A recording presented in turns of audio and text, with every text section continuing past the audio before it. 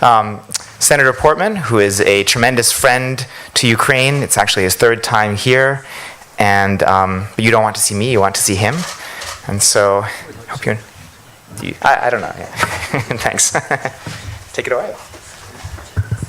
Well, first, thank you for letting me spend some time with you this morning. It's good to be back in Ukraine. I was here in 2014, shortly after the Maidan and the Revolution of Dignity, and I was here as a monitor for the presidential election. I came back again in 2015, and between that time period, there were a number of initiatives undertaken on the reform agenda, and also ways to reorganize and respond to the Russian threat on the eastern border, the aggression, and I saw progress. This time I've seen a lot more progress, and I'm pleased to see that because with regard to the military response, it is a more professional force, it is better organized. I think the training that's been provided by the United States and other NATO partners of ours has been very helpful. And I also believe that the aggression which is continuing on the eastern border, and obviously the illegal taking of Crimea, means that the United States must continue to stand tall with the Ukrainian people in ensuring that their territorial integrity is respected. And I believe that sanctions must stay in place so long as Crimea is not returned and so long as the aggressive Russian actions along the eastern border in the Donbass continue. We also have had the opportunity to talk about reforms, political reforms, economic reforms. I had the opportunity to express my view, which is that the reforms must continue. Again, taking into account the fact that in the few years since the Maidan, there has been significant progress. And I don't believe any administration in Ukraine's 25-year independent history since independence has made more progress than has been made in the last few years. But there's more to do. And specifically with regard to transparency, rule of law, corruption, it's important to continue to make that progress. It's important in a couple of respects. One is with regard to U.S. military assistance. As you know, the Trump administration has now signed off on providing lethal defensive weapons, and we've increased the amount of money, the appropriations in the budget, which passed less than a month ago. Much of that is contingent upon continued progress on reform. Second is the aspiration to be a member of NATO. That is a process, and part of the process is to ensure that the reforms continue.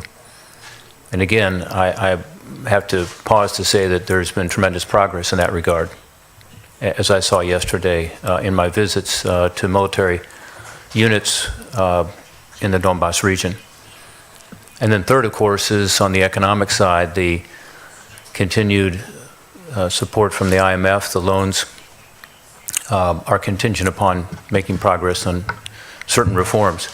So it's in the interest of the Ukrainian people to continue to work with their government, their civil society, to encourage these reforms. I have had the opportunity to meet with government officials yesterday and more today, and I will be continuing to talk about the importance of U.S. support for Ukraine at a critical time, and that I will continue that fight in Washington, D.C., but also the importance to continue the progress on the reforms. With that, I'd love to open it up to any comments you might have or questions. Dear colleagues, if you have questions.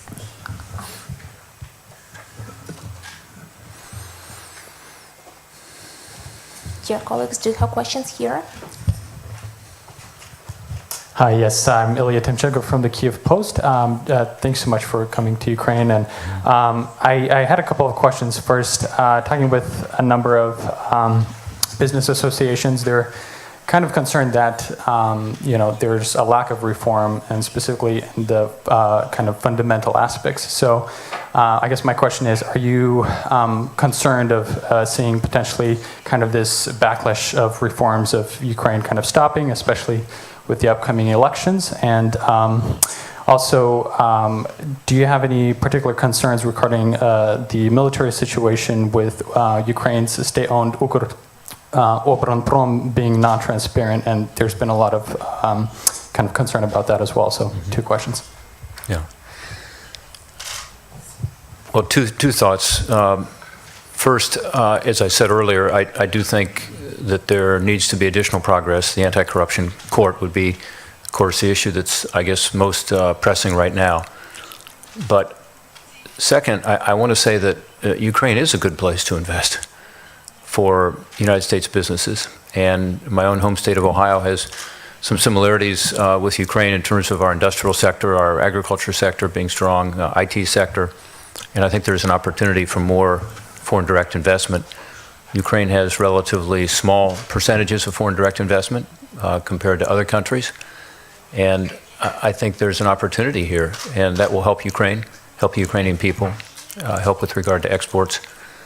And then finally, just to make the point that more reform and the commitment to the existing reforms, because there have been significant reforms, whether it's the judiciary system, whether it is the healthcare system, whether it is the reforms that have been taken with regard to the patrol police and the corruption investigations, the corruption prosecutions, and those entities which have been formed. There have been progress, but there needs to be additional progress to encourage companies in my home state and others around the country, around the United States, to be able to feel comfortable to make these investments. On the military-industrial complex, I'm not familiar with all the details on the privatization, but there have been, as you know, significant privatizations already in other sectors, and more to come, I'm told. And that's good for the Ukrainian people because it provides more transparency, more efficiency in the economy. It's better for taxpayers not to be subsidizing inefficient industries. And with regard to government procurement policy, particularly in the military sector, I think, again, it's an opportunity to have more foreign direct investment and more efficient procurement in the military is something that has been improved significantly, in my view, in the last few years, but there's more to do. Thank you. Next question, please. Voice of America. Many people in Ukraine are bewildered with the news that President Trump invited Mr. Putin to Washington. Isn't this how this fact is taken by the members of your Republican Party? Isn't that contradicting to the fact that many Russian diplomats were expelled from the countries they are serving in? Thank you. Mm-hmm. Yeah, thank you for that question. And I'm not here to speak on behalf of the Trump administration, but I am a Republican. And I will say that the administration's position here should not be misunderstood. The administration believes there ought to be communication and a dialogue with Russia. By the way, they believe the same thing with regard to North Korea. Not that we agree with North Korea on anything, but that a dialogue could be constructive to try to resolve differences. So I don't think it should be misconstrued as some kind of a favor, but rather it is in the interests of our country to have a dialogue and to have better relations with a major power that has nuclear weapons. So I think that's perhaps the context in which it should be considered. Second, I think the Trump administration, despite what some in the media have reported, has taken a firm line with regard to supporting Ukraine, standing with Ukraine. Many of us had been encouraging the provision of lethal defensive weapons to Ukraine so that the Ukrainian people can defend themselves for some time. It took this administration to make that decision. The previous administration was not willing to do so. That's a big change. Second, there are additional sanctions in place. And those sanctions are, I think, having an effect and are probably also important with regard to what's happening in the Donbas region, in Crimea, and the possibility of a successful resolution there. So I think when you look at the record of what the administration has actually done with, frankly, the encouragement of Congress and sometimes the prodding of Congress, it shows that the United States has made a decision and continues under this administration to stand with Ukraine and to ensure that there are consequences felt in Russia for their aggressive actions with regard to Ukraine. One more question. Please introduce yourself. Thank you very much. It's Bloomberg News. Kind of a follow-up to the previous question. In your opinion, do you think it is appropriate for the President to hold a summit with President Putin in any time in the near future, considering meddling with Russian elections and the recent poisoning of Russian spies in the UK? And how much further do you think the US should go in punishing Russia for its actions? Thank you.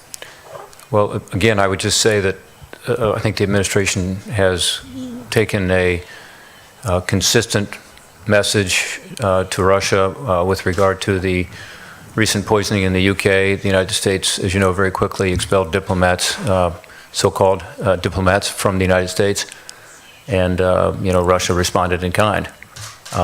And I think the idea of a meeting is more along the lines of what I said earlier, which is to have a dialogue, not to provide any kind of a favor to Russia at this time, but to say that we have serious issues to discuss. And among those issues is what's happening here in Ukraine.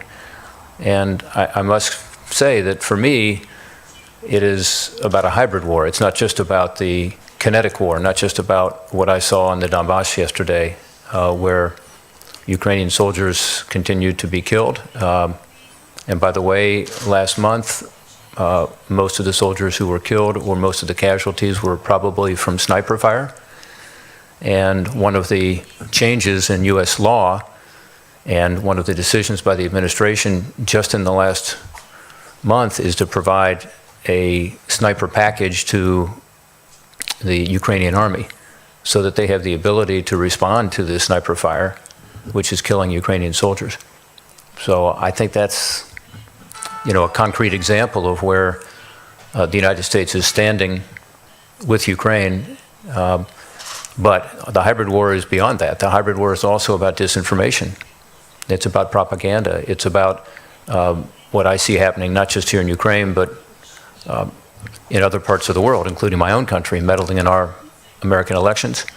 I certainly see it in Eastern and Central Europe, the Baltics, and I think this is another issue where the United States needs to help our allies to be able to push back on the misinformation and the disinformation and encourage a free press. So discussions like we're having here this morning are incredibly important, and you all play a big role in this to provide accurate information and to provide different points of view on a topic, but based on the facts. And so I think that's sometimes part of the war that is not discussed. It's a hybrid war. It's not just the military side. And I think the United States needs to also stand tall in that regard. Thank you. Dear colleagues, do you have more questions? No more questions for today. Thank you very much. Thank you all very Let's much. finish. Thank you.